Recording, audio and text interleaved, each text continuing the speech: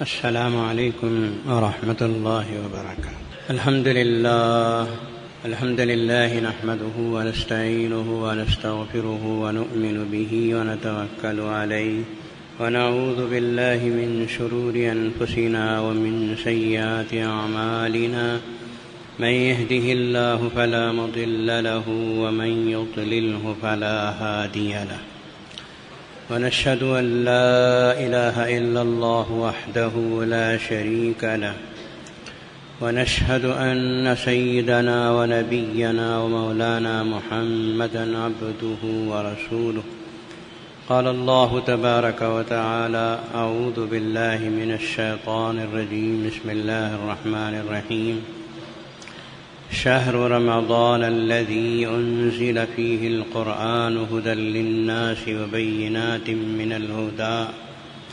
وبينات من الهدى والفرقان فمن شهد منكم الشهر فليصم. صدق الله مولانا العظيم. وقال النبي صلى الله تعالى عليه وسلم: من صام رمضان إيمانا واحتسابا غفر له ما تقدم من ذنبه. وقال عليه الصلاة والسلام: من قام رمضان إيمانا واحتسابا غفر له ما تقدم من ذنبه، أو كما قال عليه الصلاة والسلام. محترم حاضرین، اللہ تعالیٰ کا احسان اور شکر ہے کہ رمضان المبارک کی ساعتیں ہمیں نصیب ہیں. اللہ تعالیٰ سے دعا فرمائیے کہ جس کرم اور جس فضل کے ساتھ اللہ تعالیٰ نے اس ماہ مقدس کی گھڑیاں ہمیں نصیب کی ہیں، اللہ پاک اس کی قدر کرنے کی توفیق عطا فرمائے، اور اس ماہ مقدس میں جتنی عبادتیں ایسی ہیں جس سے ہماری آخرت بنتی ہے اور دنیا بھی بنتی ہے، ان سارے اعمال کو خلوص و للہیت کے ساتھ، ایمان و یقین کے ساتھ انجام دینے کی توفیق عطا فرمائے. اس ماہ مقدس کی دو عبادتیں، ایک دن کا روزہ اور دوسرا رات کا قیام، یعنی میری مراد تراویح کی نماز. وہ دو عبادتیں بہت خصوصیت رکھتی ہیں. اللہ تعالیٰ نے رمضان المبارک میں روزے کیوں فرض کیے؟ شوال میں کیوں نہیں، یا کسی دوسرے مہینے میں کیوں نہیں؟ رمضان المبارک ہی میں روزے کیوں ہیں؟ ایسا بھی تو ہو سکتا تھا کہ ایک سال رمضان میں ہوں، یہ دوسرے سال شوال میں ہوں، تیسرے سال محرم میں ہوں. ایسا نہیں ہے اسلام میں، بلکہ باقاعدہ رمضان المبارک کا چاند دیکھنا اور روزہ شروع کرنا اور مسلسل روزے رکھنا یہاں تک کہ شوال المکرم کا چاند نظر آ جائے، یہ اسلام کے فرائض میں سے ایک فرض ہے. تو رمضان المبارک ہی کے روزے اللہ تعالی نے کیوں فرض فرمائے؟ ایک بات تو یہ ہے کہ جو اللہ کا حکم ہے اسے کیوں کہنے کی ہمیں اجازت نہیں ہے، یعنی حکمت جاننے کی تمہیں کوئی ضرورت نہیں ہے. کیا وجہ ہے کہ رمضان ہی میں ہے؟ آپ کون ہوتے ہیں پوچھنے والے؟ ہم اور آپ اللہ کے بندے ہیں، اللہ کے غلام ہیں. اللہ نے ہم کو پیدا کیا، وہی ہماری ساری ضرورتیں پوری کر رہا ہے.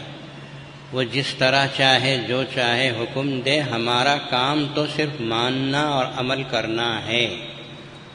ٹھیک ہے؟ یا اللہ ہم مانتے بھی ہیں، ہم عمل کرتے بھی ہیں، ہم روزے بھی رکھتے ہیں، تراویح بھی پڑھتے ہیں.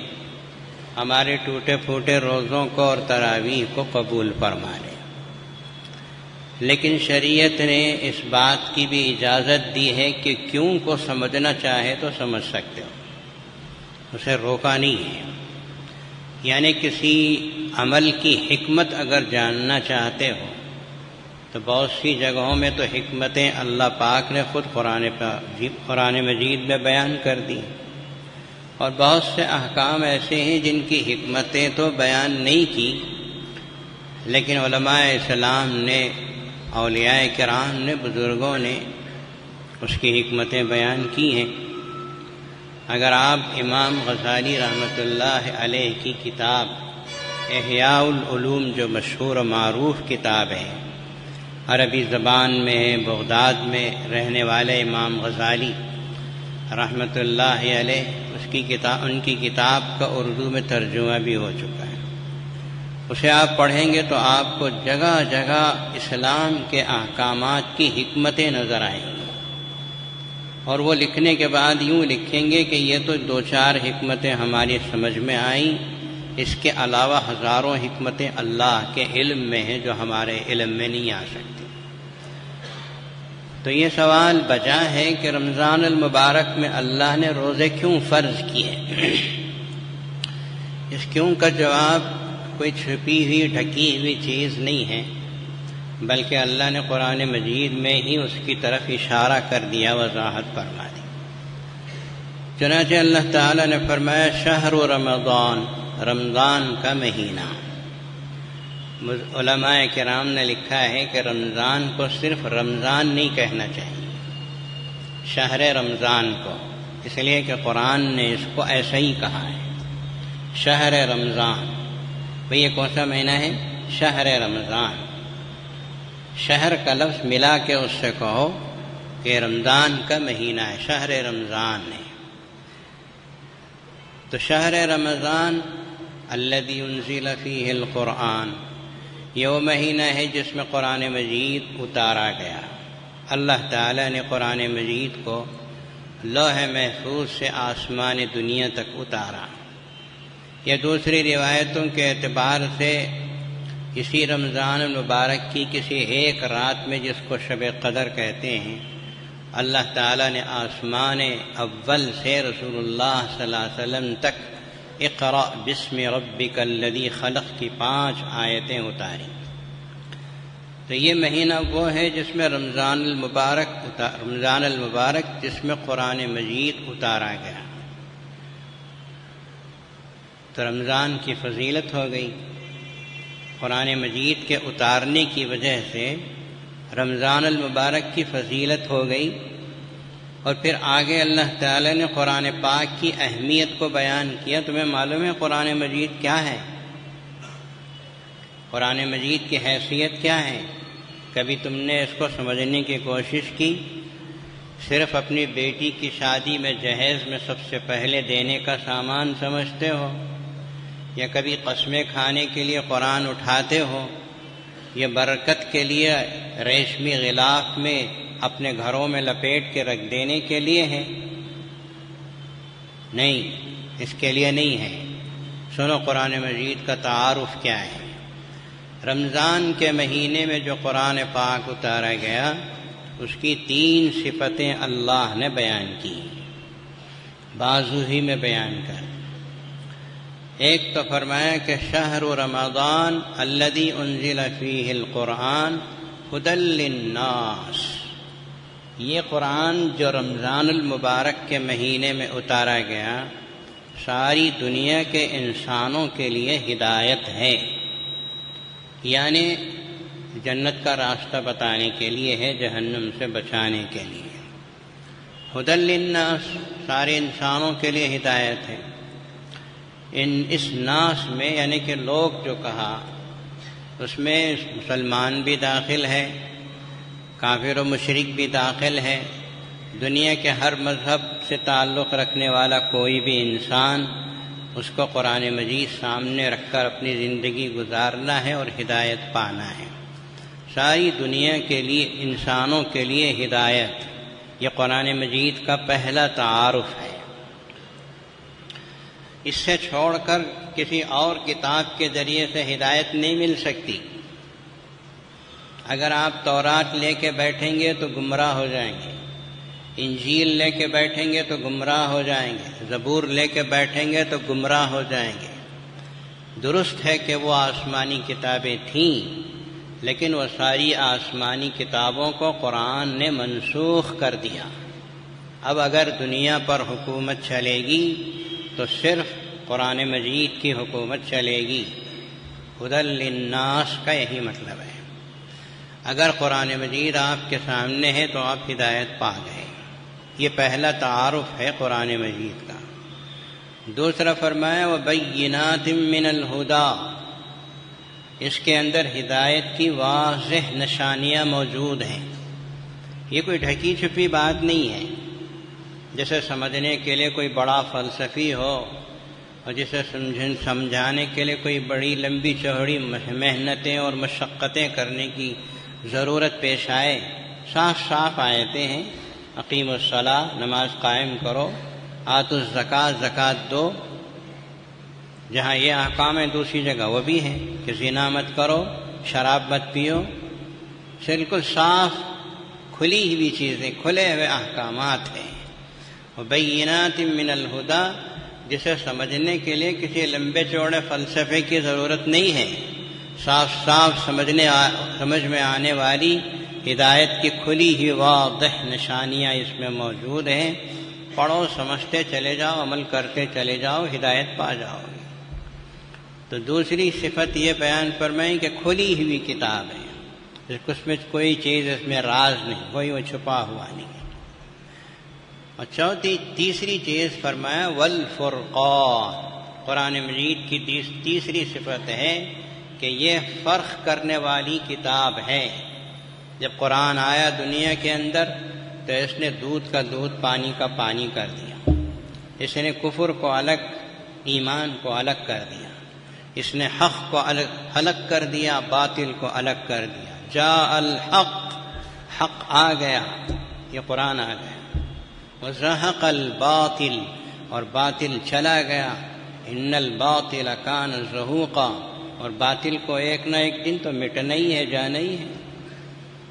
والفرقان، یہ فرق کر دینے والی کتاب ہے کفر اور ایمان میں، حق و باطل کے۔ یہ تین صفتیں رکھنے والا قرآن مجید رمضان میں اتارا گیا۔ اور آپ جانتے ہیں کہ جب کوئی بڑا واقعہ کسی وقت میں پیش آتا ہے تو اس وقت کو یادگار بنا دیتے ہیں۔ جیسے اب 15 اگست آ رہا ہے، یوم آزادی کا دن مثال کے طور پر، یہ 26 جنوری کا دن ہے۔ اس میں ہر سال آزادی کا، یوم جمہوریہ کا دن مناتے ہیں، اس لیے کہ ہندوستان آزاد ہوا تھا غیروں کے ہاتھ سے۔ تو اس دن کو یادگار بناتے نہیں بناتے؟ یہ تو اسلام ہی سے لیا ہوا ہے۔ کوئی خاص بات ہوتی ہے تو اسے یادگار کے طور پر مناؤ۔ جیسے حدیث میں ہے کہ جب آیت شریفہ اتری الیوم اکملت لکم دینکم واتممت علیکم نعمتی ورضیت لکم الاسلام دینا، یوم عرفہ میں آیت اتری کہ آج میں نے تمہارے دین کو مکمل کر دیا، اسلام کو تمہارے لیے مذہب کے طور پر میں نے پسند کر لیا۔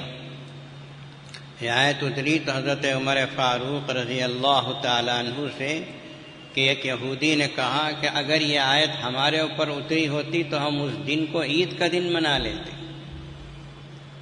تو حضرت عمر فاروق رضی اللہ تعالیٰ عنہ نے فرمایا ہم اچھی طرح واقف ہیں، ہم اچھی طرح جانتے ہیں کہ یہ آیت کب اتری، ہم اس کو اسی حیثیت سے مناتے ہیں۔ یوم عرفہ کو ہم روزہ رکھتے ہیں، اس دن کو ہم یقیناً یاد رکھے ہوئے، ہم بھولے نہیں ہیں۔ تو کوئی اہم واقعہ پیش آتا ہے تو اس کو یادگار کے طور پر منایا جاتا ہے۔ میرے بھائیوں، دنیا میں قرآن اترنے سے بڑا واقعہ کائنات میں کوئی اور واقعہ نہیں ہے۔ قرآن اللہ کا کلام، قرآن اللہ تعالیٰ کی صفت خاصہ، یہ اللہ نے نبی پاک صلی اللہ علیہ وسلم کے ذریعے سے ہمیں عطا فرمایا۔ اور یہ قرآن مجید اللہ کی کتاب جب اترتی تھی تو رسول اللہ صلی اللہ علیہ وسلم شدت کی وجہ سے سخت سردی کے زمانے میں اپنی پیشانی سے پسینہ پوچھتے تھے۔ یہ اللہ کا کلام کوئی معمولی بات نہیں ہے، اسے سمجھو، اس کی عظمت کو دل میں بٹھاؤ۔ یہ قرآن مجید جو ایسی عجیب و غریب صفات اپنے اندر رکھتا ہے، اس قرآن مجید کو اللہ نے رمضان میں اتارا تو رمضان المبارک کو اہمیت مل گئی، عظمت مل گئی۔ اسی لیے پیغمبر خدا صلی اللہ علیہ وسلم رمضان کے شروع ہونے سے پہلے ہی رمضان کی فضیلت بیان کرنا شروع کر دیتے۔ یا ایھا الناس قد اضلکم شہر عظیم، 29 شعبان پہ آپ نے یہ خطبہ دیا تھا۔ رمضان شروع ہونا دوسرا یا تیسرا دن ہے، اگر 29 کا ہے تو دوسرے دن، 30 کا مہینہ شعبان کا ہے تو تیسرے دن شروع ہونے والا ہے۔ اس سے پہلے ہی حضور اکرم صلی اللہ علیہ وسلم صحابہ کرام کو خطبہ دے رہے ہیں اور فرما رہے ہیں سنو بہت بڑا مہینہ آنے والا ہے، اور رمضان المبارک کی فضیلتیں بیان فرمائیں کہ رمضان المبارک بہت عظیم مہینہ ہے، یہ برکت کا مہینہ ہے، یہ صبر کا مہینہ ہے، یہ غمخواری کا مہینہ ہے، روزوں کا مہینہ ہے، نفل پڑھو گے تو فرض کا ثواب ملے گا، فرض پڑھو گے تو 70 فرضوں کا ثواب ملے گا۔ کتنی فضیلتیں بیان کرنا، یہ ساری فضیلتوں کا محور قرآن مجید ہے، ساری فضیلتوں کا مرکز جو ہے وہ قرآن مجید، کہ رمضان المبارک کی جو فضیلت ہے اس فضیلت کا سبب جو ہے وہ قرآن مجید کا نازل ہونا ہے۔ اب اللہ تعالیٰ نے فرمایا کہ یہ رمضان کا مہینہ جب ہم نے اس میں قرآن اتارا اتنی ایسی ایسی صفتیں رکھنے والا ہے تو تمہیں چاہیے کہ اس مہینے کی دن کی بھی قدر کرو، رات کی بھی قدر کرو۔ دن کی قدر کیسے ہوگی؟ دن کی قدر ایسے ہوگی کہ فمن شہد منکم الشہر فلیصم، رمضان کے دنوں کی قدر اس طرح سے ہوگی کہ اس کا پورا دن تم میں جو بھی پائے اسے روزہ رکھے۔ یہ رمضان المبارک کے دن کی قدر ہے، وقت کی اہمیت کا لحاظ کرتے ہوئے رمضان المبارک کے دنوں کو گزارنے کا اللہ تعالیٰ نے طریقہ بتایا۔ فمن شہد منکم الشہر فلیصم، پہلے اسلام کے ابتدا میں جو روزہ رکھ سکتا ہے اسے روزہ رکھے، روزہ نہیں رکھ سکتا ہے اختیار دیا کہ اگر نہیں رکھنا چاہتے ہو تو فدیہ بھی دے دو۔ اس سے پہلے کی آیت میں اللہ نے اختیار دیا تھا، بے روزہ نہیں رکھ سکتے، اچھا ہٹا کٹا ہے، صحت مند ہے، تندرست ہے، روزہ رکھتا ہے تو رکھ لے، نہیں رکھتا ہے تو فدیہ دے دو، صدقہ فطر میں جتنا فدیہ دیتے ہیں اتنا دے دی۔ پھر اس کے بعد اللہ تعالیٰ نے یہ آیت اتاری، شہر رمضان الذی انزل فیہ القرآن، دوسرا مرحلہ۔ بعد میں اللہ تعالیٰ نے اختیار کو ختم کر دیا کہ اب تمہیں چاہیے کہ رمضان کی قدر کرتے ہوئے دن کا روزہ تمہارے لیے لازم ہے۔ اب اختیار نہیں ہے کسی کو کہ وہ روزہ رکھنا چاہے تو روزہ رکھے، ورنہ روزہ توڑ کر کھائے پیے اور فدیہ دے دے۔ اس فدیے کو اللہ تعالیٰ نے ان لوگوں کے لیے باقی رکھا جو شیخ فانی ہے، ایسا بوڑھا، اتنا بوڑھا کہ اگر روزہ رکھے گا تو مر جائے گا، ایسا بیمار کہ جو روزہ رکھے گا تو اس میں زندگی کی رمق باقی نہیں رہے گی۔ فدیہ ان لوگوں کے لیے رکھا۔ اب باقی سارے انسانوں کو حکم دیا کہ فمن شہد منکم الشہر فلیصم، قرآن مجید جس رمضان میں اتارا گیا ہے اس رمضان کے دن کی قدر یہ ہے کہ اس میں تم روزہ رکھو۔ اب کوئی بھی بڑا آدمی بالغ ہونے کے بعد کسی کو روزہ چھوڑنے کی اجازت نہیں۔ چھوٹے چھوٹے بہانے کہ مجھے گیس ٹربل ہے، مجھے سر میں درد ہے، میرا پیٹ خالی نہیں رہ سکتا، فلاں اس طرح کے بہت سے بہانے لوگ بناتے ہیں، ایسے بہانے تراشنے کی اجازت نہیں۔ روزہ رکھو، ہر حال میں روزہ رکھو، بلکہ بچوں کو بھی لڑکا ہو یا لڑکی ہو 7 سال کی عمر سے روزہ رکھانا چاہیے، اس لیے کہ رسول اللہ صلی اللہ علیہ وسلم نے 7 سال کی عمر سے نماز پڑھانے کا حکم دیا۔ 10 سال میں نماز نہ پڑھے تو اسے ہلکے سے مارنے کی بھی اجازت تھی۔ یہی حکم اس فرض کے لیے بھی آئے گا۔ تھوڑا سا سختی کی ضرورت نہیں، اس لیے کہ نماز میں کوئی تکلیف نہیں ہوتی، روزے میں البتہ بھوکے پیاسے رہنا پڑتا ہے۔ بچوں کو ترغیب دلاؤ، 7 برس کی عمر سے ترغیب دلاؤ، بلکہ آج کل کے بچے تو اتنے چالاک اور اتنے ذہین ہوتے ہیں کہ وہ خود بخود سمجھ جاتے ہیں، 5 برس کے بعد ہی روزے رکھنے شروع کر دیتے ہیں۔ ہم نے اپنے خاندان کے بہت سے بچوں کو ایسے دیکھا کہ جو شہری کو نہ اٹھانے کی وجہ سے آدھا دن روتے روتے گزار دیے کہ ہم کو شہری پہ کیوں نہیں اٹھایا۔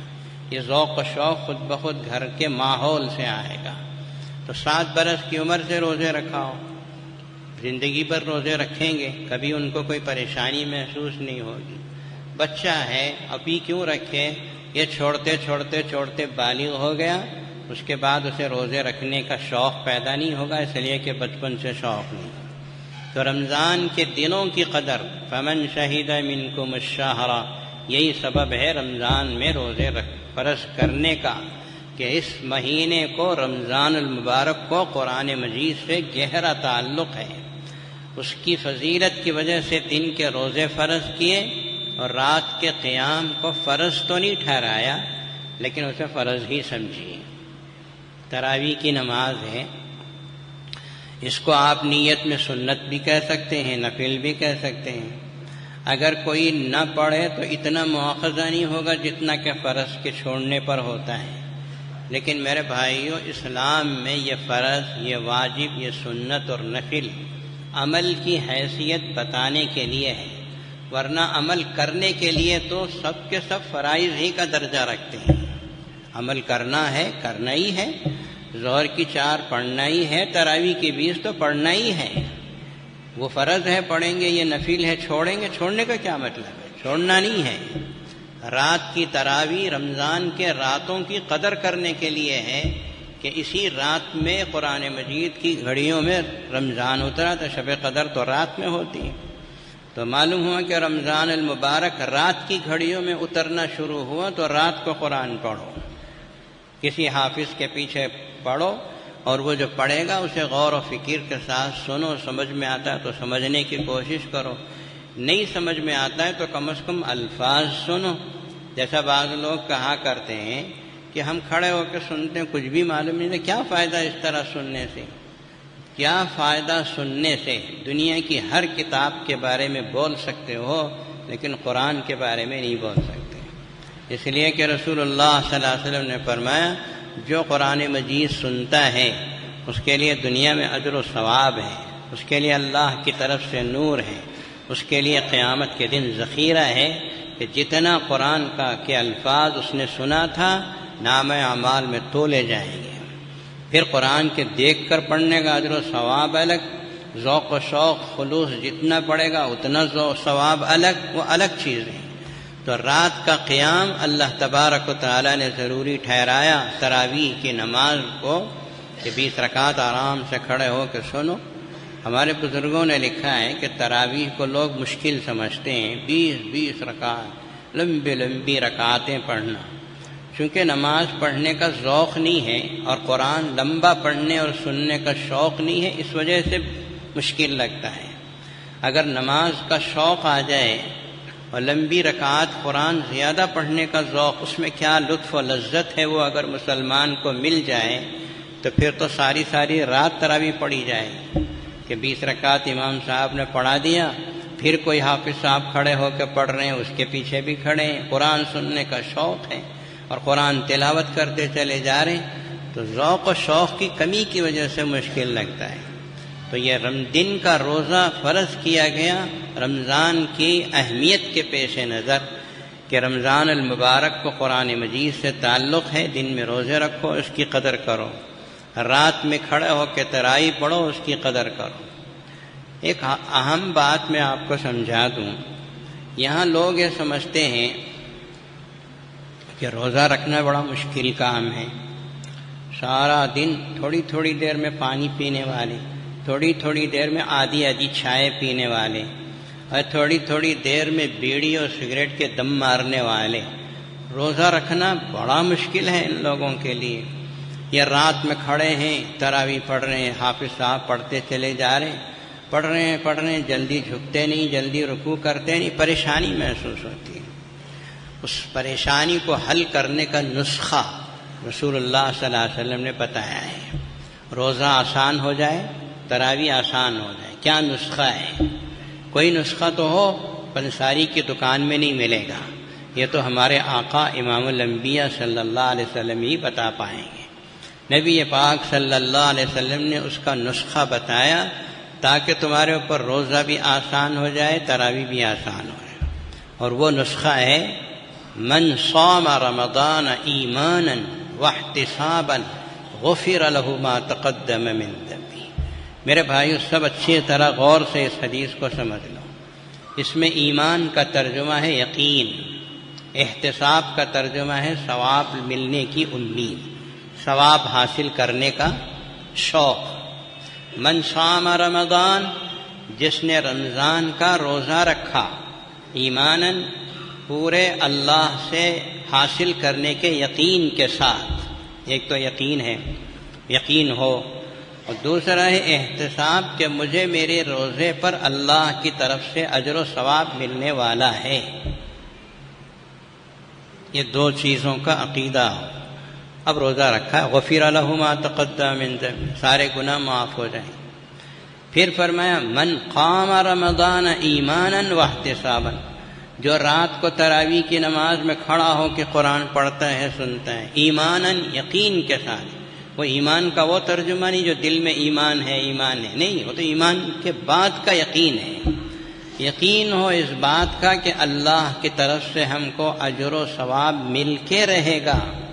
اس یقین کے ساتھ جب روزہ رکھو گے، تراویح کی نماز پڑھو گے، تو تکلیف پیش آئے گی تو آدمی ضرور سہے گا، اسے برداشت کرے گا۔ جیسے مثال کے طور پر بھئی آپ نے روزہ رکھا، آج آپ کو کچھ ملا شام کو، کیا ملا؟ دن بھر بھوکے رہے، پیاسے رہے، رات کو شام کو کھا لیا، ہو گیا۔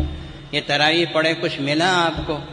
یہ وہ لوگ کہتے ہیں جو یہ سمجھتے ہیں کہ ادھر نماز پڑھ کے نکلا تو ادھر جیب میں 100 روپیہ آ جائیں۔ اگر سمجھو طرح روزہ رکھ کر ختم ہوتے ہی شام کو 100 روپے جیب میں آتے ہوں تو کیا کوئی آدمی، کوئی مسلمان روزہ چھوڑے گا؟ اس لیے کہ 100 روپے تو سامنے نظر آتے ہیں۔ یا بھائی جو تراویح پڑھ کے باہر نکلیں گے ان کو 100 روپے دیے جائیں گے، یہ سامنے نفع نظر آ رہا ہے، تو آپ کی مسجد میں جگہ نہیں ملے گی، مسجدوں میں جگہ نہیں ملے گی۔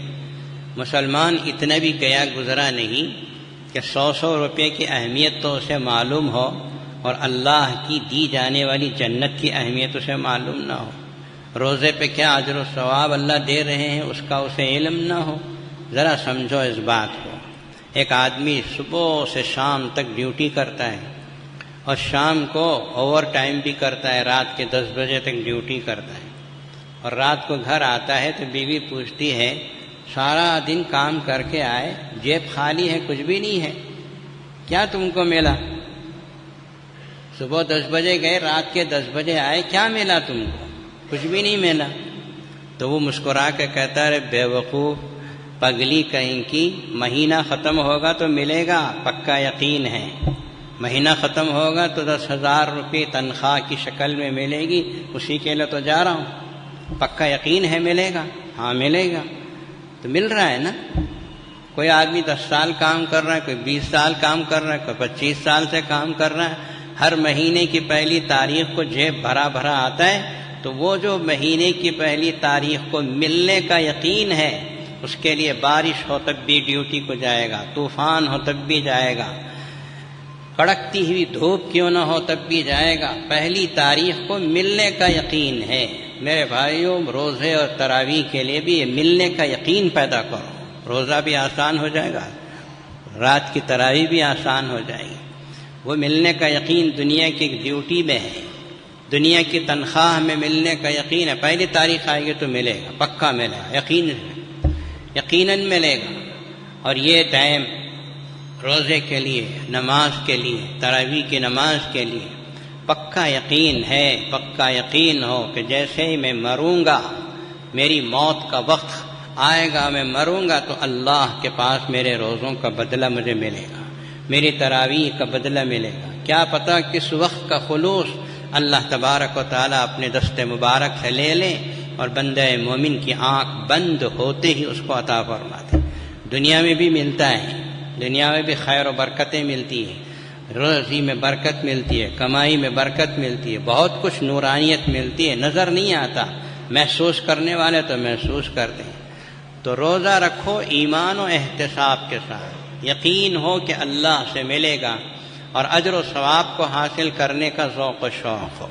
تراویح پڑھو، اسی لیے آگے فرمایا من قام لیلۃ القدر ایمانا واحتسابا، جو لیلۃ القدر میں ایمان یعنی یقین کے ساتھ اور ثواب کے ملنے کی امید کے ساتھ قیام کرتا ہے، رات بھر عبادتیں کرتا ہے، آخری عشرے کی طاق راتوں میں یا پوری راتوں میں عبادت کرتا چلا جاتا ہے، وہاں بھی اللہ سے ملنے کا یقین ہو تو بندہ مومن کامیاب ترین شخص ہے کہ اللہ سے جو یقین رکھتا ہے ایسا آدمی کبھی دنیا میں بھی ناکام نہیں ہوگا، آخرت میں بھی ناکام ہوگا۔ یہ سب سے بڑا قوی نسخہ ہے۔ روزے میں تھوڑی سی تکلیف ہوئی، بندہ مومن استحضار کر لے کہ جتنی مجھے تکلیف ہو رہی ہے اتنا اللہ تبارک و تعالیٰ کو میرا روزہ پسند آئے گا۔ تراویح میں جتنی تکلیف ہوگی اتنا اللہ تبارک و تعالیٰ کو میری نماز پسند آئے گی۔ یہ یقین کے ساتھ اگر بندہ مومن روزہ رکھے اور تراویح کی نماز پڑھے تو پھر تو اس کے وارے نیارے ہیں، مزے ہی مزے ہیں۔ ہم بھوکے ہیں اللہ کے لیے، پیاسے ہیں اللہ کے لیے، ساری ضرورتوں کو ختم کیے ہاتھ باندھے بیٹھے ہیں اللہ کے لیے، اللہ کے لیے، یہ اللہ کے لیے اللہ کے لیے، یہ اللہ کو اتنا پسند ہے، اتنا پسند ہے کہ اس بندے کی طرف اللہ تعالیٰ خصوصی توجہ فرماتے ہیں۔ اب افطار کے وقت میں بیٹھا ہے، ایک ایک منٹ کا لحاظ کرتے ہوئے بیٹھا ہے اور دعا کر رہا ہے، تو رسول اللہ صلی اللہ علیہ وسلم نے فرمایا اس وقت کی دعا اللہ تعالیٰ اس کی رد نہیں فرماتے، اس لیے کہ یہ رزق سامنے رکھا ہے، کھا نہیں رہا ہے، اس لیے کہ ہمارا آرڈر نہیں ہوا۔ اللہ کا حکم پورا ہو یہ اللہ کو بہت پسند ہے۔ دنیا کا کوئی مالک پیسے والا وہ چاہتا ہے کہ اس کا حکم پورا ہو۔ یہ 4 دن کی دنیا کا شخص جس کے پاس کچھ بھی نہیں ہے تو وہ تو احکم الحاکمین ہے، جب اس کا حکم پورا ہوگا تو اسے پسند آئے گا نہیں آئے گا۔ اس لیے میرے بھائیو یقین رکھو اللہ سے ملنے کا، اللہ سے اجر و ثواب کو حاصل کرنے کا۔ مسلمان کی روزے کی کیفیت میں کوئی چیز بیکار نہیں۔ حضور پاک صلی اللہ علیہ وسلم فرماتے ہیں روزہ دار نفل کرے گا تو فرض کا ثواب دیا جائے گا، 1 سبحان اللہ پڑھے گا تو 700 سبحان اللہ پڑھنے کا ثواب دیا جائے گا۔ اسی لیے رسول اللہ صلی اللہ علیہ وسلم نے فرمایا کہ روزے میں 4 چیزوں کی کثرت کرو، ایک لا الہ الا اللہ، دوسرا استغفر اللہ، پڑھتے رہو لا الہ الا اللہ استغفر اللہ، لا الہ الا اللہ استغفر اللہ، زبان سے جاری رہے۔ ایک تو لا الہ الا اللہ، یہ تو ایمان کی بنیاد ہے، اور استغفر اللہ جو ہے وہ اپنے اوپر آنے والی جو کچھ گناہ کی چیزیں ہیں اس سے اللہ سے استغفار کرتا ہے، تو لا الہ الا اللہ استغفر اللہ۔ دوسری 2 چیزیں دعا کی شکل میں ہیں، اسے جب مسجد میں آئیں گے، نماز جب پڑھیں گے، قرآن جب پڑھیں گے، اس وقت میں اللہ تعالیٰ سے مانگنا ہے اللہم انی اسألک الجنہ واعوذ بک من النار، اے اللہ میں تیری جنت کو مانگتا ہوں اور تیری جہنم سے پناہ مانگتا ہوں۔ تو 2 چیزیں لا الہ الا اللہ استغفر اللہ یہ مانگنے کی ہیں، کثرت سے ذکر کرنے کی ہیں۔ 2 چیزیں اللہ تبارک و تعالیٰ سے، ایک تو مانگنے کی ہے، دوسری پناہ مانگنے کی ہے کہ جنت مل جائے، جہنم سے بچاؤ ہو جائے۔ قرآن مجید میں اسی کو سب سے بڑی کامیابی قرار دیا گیا کہ فمن زحزح عن النار وادخل الجنۃ فقد فاز، جسے جہنم سے ہٹا دیا گیا اور جنت میں داخل کر دیا گیا وہ شخص کامیاب ہو گیا۔ مومن روزے دار کے منہ سے نکلنے والی بو اللہ تعالیٰ کے نزدیک مشک و عنبر سے زیادہ پسندیدہ ہے۔ یہ بو سے مراد جو معدہ خالی ہوتا ہے نا، پیٹ بالکل خالی ہوتا ہے تو معدے سے بخارات اٹھتے ہیں، وہ بخارات جو اٹھتے ہیں تو اس سے ایک خاص قسم کی بو محسوس ہوتی ہے۔ حضرت سیدنا موسیٰ علیہ السلام نے کوہ طور پہ 40 دن اعتکاف کیا تو 40 روزے رکھے۔ ایک دن انہوں نے اپنے منہ میں معدے کے خالی ہونے کی وجہ سے جو بخارات سے بو اٹھتی ہے اس سے پریشان ہو کر انہوں نے مسواک کر لیا۔ تو اللہ تعالیٰ نے فرمایا یہ مسواک تم نے کیوں کیا؟ کہا یا اللہ کچھ منہ میں بو محسوس ہوئی اس وجہ سے میں نے مسواک کر دیا۔ تو اللہ تعالیٰ نے فرمایا موسیٰ تمہارے منہ سے جو بو نکلی تھی وہ روزے کی وجہ سے نکلی، اور یہ روزہ ہمیں اتنا پسند ہے تمہارا ہمارے لیے بھوکے پیاسے رہنا کہ تمہارے منہ سے نکلنے والی بو ہمارے نزدیک مشک و عنبر سے بھی زیادہ پسند ہے۔ تم نے اس کو زائل کرنے کی کیوں کوشش کی؟ 30 دن کے بجائے 40 دن اور 10 دن اللہ تعالیٰ نے بڑھا دیے ان کو۔ ایسا ہی قرآن مجید کی آیت شریفہ میں موجود ہے کہ پہلے تو 30 لیلۃ 30 دن کا روزہ رکھنے کا حکم دیا، پھر جب وہ مسواک کر لی تو 10 دن بڑھا دیا۔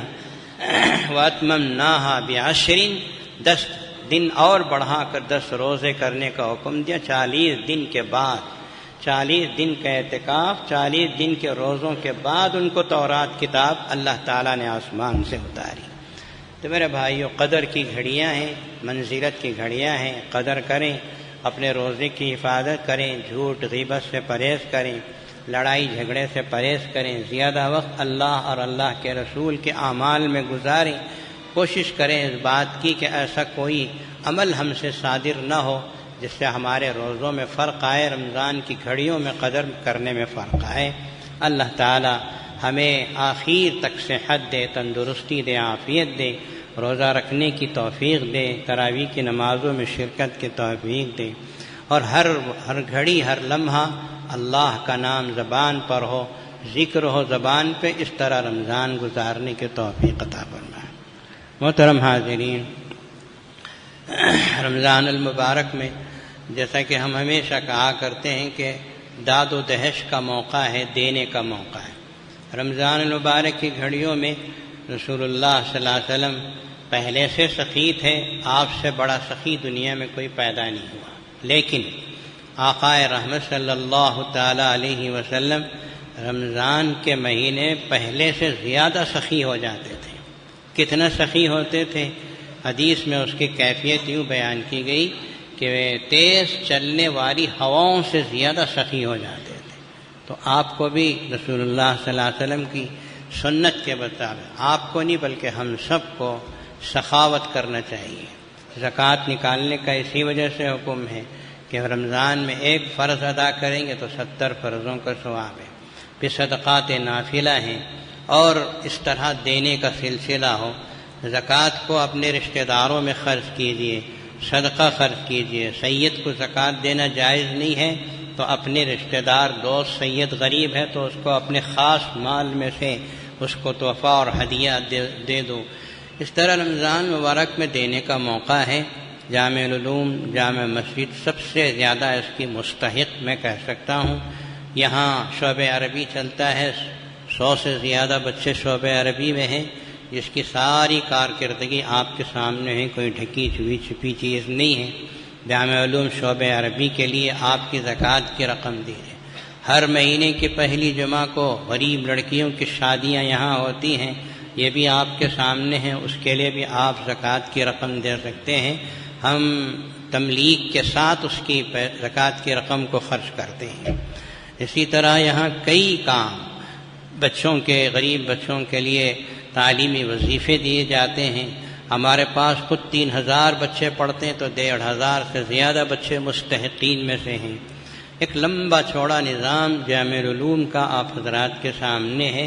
آپ حضرات بیت المال میں لکھا کے دیجئے کہ یہ رقم غریب کی شادی کے لیے، یہ رقم جامع علوم شعبہ عربی کے لیے، اور یہ رقم بیماروں کی دواؤں کے لیے، یہ رقم ڈیالسیس کے لیے۔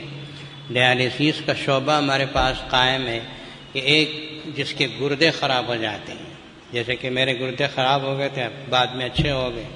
گردے خراب ہو گئے تو ڈیالسیس کرنا پڑتا ہے۔ اگر ڈیالسیس نہ کریں تو آدمی سانس تک نہیں لے سکتا، کھڑ نہیں سکتا، بات نہیں کر سکتا۔ ایسے بہت سے بیماروں کا ریکارڈ ہمارے پاس ہے، اور ہم اسے ہر مہینے میں تقریباً 15 سے 20 ہزار روپے تک کے چیک فراہم کرتے ہیں۔ یہ سارے کام یہاں جامع علوم Jama Masjid and Muslim charitable fund trust کے تحت میں چل رہے ہیں۔ اسے ہم گزارش کرتے ہیں کہ آپ حضرات ضرور مد فراہم کریں، پیسہ فراہم کریں۔ ہمارا کوئی سفیر نہیں ہے، میں ہی محتمم ہوں مدرسے کا۔ اکثر و بیشتر جگہ سفیر بھی ہوتے ہیں، محتمم خود چندے کرتے ہیں۔ میں بیمار آدمی چندہ کرنے کے لیے آپ کے دروازے پہ کہاں ہوں؟ جب جامع مسجد بنی تب چندے کے لیے آپ کے پاس نہیں آیا تو اب کیوں آؤں؟ جامع مسجد جب بنتی تھی تو آپ حضرات نے، اللہ گواہ ہے، اللہ گواہ ہو، یہی کافی ہے ہمارے لیے کہ لاکھوں روپے آپ حضرات نے ڈالا، اور بات سنتے تھے، ہاتھ کی گھڑی نکال کے ڈال کے چلے جاتے تھے. ایک ایک منظر آنکھوں میں ہے اور اللہ کے پاس تو محفوظ ہے پورا ریکارڈ. تو جامع مسجد تو آپ نے بیٹھے بٹھائے جگہ بنا دیا. اب جامع العلوم بھی چلے گا، جامع مسجد کے کام بھی چلیں گے، تو بیٹھے بٹھائے جگہ چلیں گے. ہمارا کوئی سفیر آپ کے پاس آتا نہیں.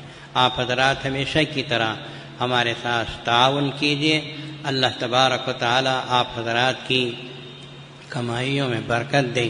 رمضان المبارک کی عبادتوں اور اس کے اعمال کرنے کی توفیق دے. اس وقت بہت ہی سخت ترین موقع ہے. جامع مسجد جامع علوم کی طرف ایک طرف قرض ہے، تو یہ ہے ہم اس کے لیے آپ سے اپیل کرتے ہیں. دوسری طرف مسلمانان عالم میں اگر آپ دیکھیں، ایک طرف کشمیر کے مسلمان پریشان ہیں. وہاں ہمارے بہت سے نوجوان سنگینوں کے سائے میں جیتے ہیں. پتہ نہیں کب گولی چل جائے، کب کس گھر کا چراغ اجڑ جائے، کب گولی چل جائے، کب کس گھر کا چراغ اجڑ جائے. یہ تو خوشی کی بات ہے کہ ہندوستان کے وزیر اعظم نے اسے محسوس کیا، اور ہندوستان کے وزیر اعظم نے یوں کہا کہ ہم کشمیر کے نوجوانوں کے درد کو سمجھتے ہیں. ایک تو وزیر اعظم پیدا ہوا اس ہندوستان میں جو اس طرح کہہ سکے، ورنہ اب تک جتنے وزیر اعظم آئے گئے سبھیوں نے کشمیریوں کو لوٹ کے بربادی کیا ہے، کسی نے کچھ نہیں دیا، ہمدردی کا بول بھی نہیں بولا. موجودہ وزیر اعظم کا بیان آپ نے پڑھا، میڈیا میں آپ نے سنا اور دیکھا ہوگا کہ ہم کشمیر کے نوجوانوں کے درد کو محسوس کرتے ہیں. اللہ اس بیچارے کے ساتھ مدد کرے، کچھ تو کر کے جائے کشمیر کے مسلمانوں کے لیے جن کو ہمیشہ حکومتوں نے لوٹا ہے. ہم اس وزیر اعظم کو دعا دیتے ہیں جس نے کشمیری مسلمانوں کے نوجوانوں کے درد کو محسوس کیا. ہمارے لیے یہ ہے کہ آپ سے میں اب بھی دعا کرتا ہوں، اپیل بھی کرتا ہوں. ایک طرف کشمیر کے مسلمان، دوسری طرف افغانستان کے مسلمان، تیسری طرف بغداد کے مسلمان، چوتھی طرف بہت ہی خاص الخاص فلسطین کے مسلمان، غزہ کے مسلمان. دنیا کی کوئی طاقت ان کا درد سمجھنے کے لیے تیار نہیں، دنیا کی کوئی طاقت ان کی پریشانی کو سمجھنے کے لیے تیار نہیں. ایک پاک پروردگار ہے جس سے ہم شکایت کر سکتے ہیں، یا اللہ شکایت تجھی سے ہے کہ فلسطینی مسلمانوں کے درد کو سمجھ لے. یا اللہ تو پوری طرح واقف ہیں، جانتے ہیں اندر نیہا خانے میں کیا ہوتا اسے جانتے ہیں. ہاں اللہ پاک کی حکمتیں ہیں. حرم میں نمازوں میں دعائیں ہو رہی، مسجد نبوی میں دعائیں ہو رہی، یقیناً کبھی نہ کبھی تو شرف قبولیت حاصل کر جائیں گی. اللہ کے پاس ہر کام کا وقت ہوتا ہے. آپ سے ہم صرف اتنا کہیں گے ان کے لیے دعا کرو. اللہ تبارک و تعالی سے دعا فرمائیے کہ اللہ تعالیٰ فلسطینی مسلمانوں کے، افغانستان کے مسلمان، بغداد کے مسلمان، کشمیر کے مسلمان، جہاں کہیں مسلمان پریشان ہو اللہ ان کی پریشانیوں کو دور فرمائے. بلکہ ہم یہ بھی دعا کریں گے کہ دنیا کے ہر انسان کو اللہ امن کی زندگی دے، خواہ وہ ہندو ہو یا مسلمان ہو، کوئی بھی مذہب سے تعلق رکھنے والا ہو. رمضان کی ان مبارک ساعتوں سے ہم ان کو بھی محروم نہیں کرنا چاہتے. اللہ سب کو امن کی، امان کی زندگی عطا فرمائے، اور جو امن و امان میں خلل ڈالتا ہے اللہ اس کو ہدایت دے. حصے میں ہدایت نہیں ہے تو اللہ ایسے کانٹوں کو جھاڑ کے پھینک دے. اللہ تعالیٰ آپ کی مدد و نصرت و اعانت کو شرف قبولیت عطا فرمائے، اور اللہ تعالیٰ اس کو قبول فرما کر عالم اسلام کے لیے خیر کے فیصلے فرمائے. ہمارے بچوں اور بچیوں کو دین سے، اسلام سے وابستہ کرے، دنیا کے فتنوں سے بچائے. اللہ تعالی ہمارے آخرت کے لیے خیر کے فیصلے فرمائے. وآخر دعوانا الحمد للہ رب العالمین.